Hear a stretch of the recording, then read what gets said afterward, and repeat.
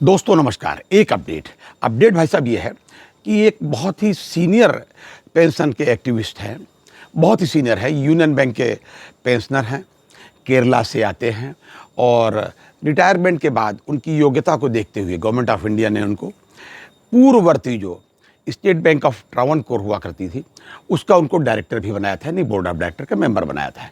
यानी कि उनकी योग्यता में कोई कमी नहीं है, एक थिंक टैंक हम उनको कह सकते हैं। और हमारी खुशकिस्मती है, कह सकते हो आप, कि हमारे पेंशनर साथियों को वो उत्साहित करते रहते हैं और अपना को जो भी प्रयास उनसे बन सकता है वो करते ज़रूर हैं। एक उन्होंने ईमेल लिखा है जी, ईमेल किसको लिखा है? चीफ जस्टिस ऑफ इंडिया, ये नए वाले अपने चीफ जस्टिस साहब खन्ना साहब। तो खन्ना साहब को उन्होंने एक ईमेल लिखा है, ईमेल मैं डाल रहा हूँ उसमें।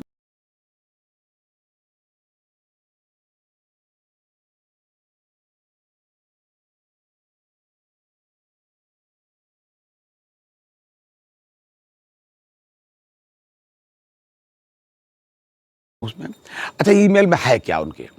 उस ईमेल में उन्होंने वही रिक्वेस्ट की है कि जो पिछली बार एक आवेदन अलग से लगा करके pension updation on RBI line का जो मसला है, इसका जो मामला सुप्रीम कोर्ट में चल रहा है, जिसके पेटिशनर भी भगवान के यहाँ जा चुके हैं, जो नंबर 1 पेटिशनर हुआ करते थे एमसी सिंगला साहब जी। तो उस मामले में जब पिछली बार डेट लगी तो ये कहा गया कि नहीं साहब जो है वो डेट पे टहल गई। तो फिर एक आवेदन पत्र अलग से दिया गया था। हमारे एडवोकेट सेवाराम साहब ने अपने सीनियर्स के साथ मिल करके एक अलग से एप्लीकेशन लगाई थी कि साहब अर्ली हियरिंग के लिए सुन लिया जाए। उसमें डिस्पोजल ये हुआ, मतलब आदेश ये हुआ कि साहब जो है ये 20 नवंबर को सुना जाएगा। उसके पहले ये 16 तारीख को आदेश हो गया था। मैंने पिछले वीडियो में आपको बताया कि नए सीजेआई साहब ने जो आदेश लगा दिया था कि नहीं साहब इस तरीके से हो, ट्रांसफ़र पिटीशंस होंगी, ये जो भी उनका आदेश है भाई, वो तो इंटरनल आदेश उनका, सीजेआई साहब को वही माना जाएगा। वो तो ठीक है, लेकिन हम लोग कहाँ जाएँ, पेंशनर कहाँ जाएँ, जो 3-3 दशक से भाई साहब सीनियर नहीं सुपर सीनियर हैं, और सुपर के आगे कुछ होता नहीं है कि जो कह सके हम भाई साहब, जो बिल्कुल किनारे बॉर्डर लाइन पे बैठे हैं। कौन सी बॉर्डर लाइन है हम क्या बताएं आपको? तो वो लोग इंतजार कर रहे हैं कि कब ये केस डिसाइड हो और पेंशन अपडेशन हो आरबीआई लाइन पर, और 4 पैसे हमको मिल सके, जो अंतिम पड़ाव जो उनके जीवन का है उसका कुछ लाभ वो उठा सके। तो इस संदर्भ में उन्होंने यही निवेदन उनसे किया सीजेआई साहब को कि बहुत से लोग इस पर उम्मीदें लगाए बैठे हैं, प्लीज़ इसकी अर्ली हियरिंग करवाइए। ये तो उन्होंने कहा, और उन्होंने कहा, और हो सकता है ये तमाम लोगों के माध्यम से आप तक की बात पहुंच भी गई हो कि सीएन वेणुगोपालन साहब ने ये उनको ईमेल लिखा। मैं आपको क्यों बता रहा हूँ, मैं अपना फ़र्ज इसलिए समझता हूँ कि एक तो मैं बताऊँ आपको, दूसरी बात ये मैं सोच ये रहा हूँ कि केवल हम लोग अगर इसी पर आश्रित हो जाएंगे कि साहब सीएन वेणुगोपालन साहब ने कह दिया, या आईबीआरएफ ने परसों चिट्ठी लिख दी कि साहब जो है डीएफएस को कि साहब कम्यूटेशन की रिकवरी इतने में करा दीजिए, वो कतरम 10 साल में करा दीजिए, और हम उस चिट्ठी पर बेस्ड होकर बैठ जाए। सीएन वेणुगोपालन साहब ने जो कह दिया उस पर ठीक है, उन्होंने अपना फ़र्ज़ किया। हम अपना फ़र्ज़ क्या कर रहे हैं भाई साहब? हम लोग अपना फ़र्ज़ क्या कर रहे हैं, बस यही मैं जानना चाहता हूँ आपसे, आपके कमेंट के माध्यम से मैं अपने को जोड़ के उसमें कह रहा हूँ। हम लोग क्या करते हैं और क्या कर सकते हैं, केवल आज इस पर बात करेंगे भाई साहब।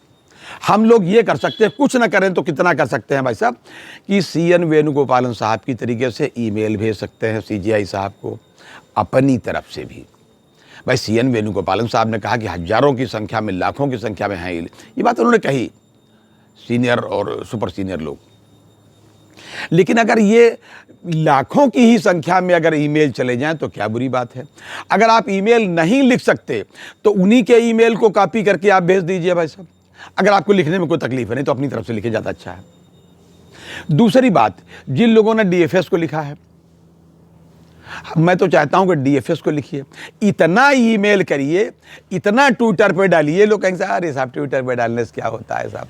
भाई साहब इतना होता है कि मैं आपको क्या बताऊं, बहुत असर होता है इसका। लेकिन होता ही है कि 2 आदमियों ने डाला, ठीक, बसंत बानकुद्रे साहब ने वहाँ महाराष्ट्र में काम अपना थोड़ा बहुत शुरू किया, हम उस पर आश्रित हो गए, उसका इंतजार करने लगे क्या होगा, हम कुछ नहीं करेंगे। अरे भाई साहब हम भी कुछ करें, हम बुजुर्ग लोग हैं, सीनियर लोग हैं, वरिष्ठ नागरिक हैं, सुपर सीनियर हैं, हम क्या कर सकते हैं उतना करें। हम बहुत भाग दौड़ और ये सब नहीं कर सकते, लेकिन एक मोबाइल ज़रूर आपके पास होगा, बिल्कुल होगा भाई साहब, लगभग सबके पास होगा, शायद ही किसी के पास ना हो। नहीं तो सब कम से कम बैंकर के पास है। लाइफ सर्टिफिकेट अपना देते हैं, आधार कार्ड से हर साल अपना जो भी करते हैं, तो एक मोबाइल ज़रूर होगा। इस मोबाइल पर दुनिया भर के हम लोग समाचार और दुनिया के नाच गाने और दुनिया भर के चीज़ें एंटरटेनमेंट के देखा करते हैं। न तो हम रीट्वीट करते हैं अपने बैंकर्स की बातों को, हम लोग अपने क्या करते हैं, हम लोग अपना मोबाइल लेते हैं, व्हाट्सएप पर जाते हैं विभिन्न ग्रुप में, आधे कांग्रेसी, आधे बीजेपी के, आधे इस पार्टी में, आधे उस पार्टी में, आधे हिंदू, आधे मुसलमान, यही सब इसी में पूरा जीवन व्यतीत कर रहे हैं। और इंतज़ार ये करते रहते हैं कि CN वेणुगोपालन साहब ने जो कहा वो उन्होंने कर दिया, बस ठीक है, हम आराम से इंतजार करें।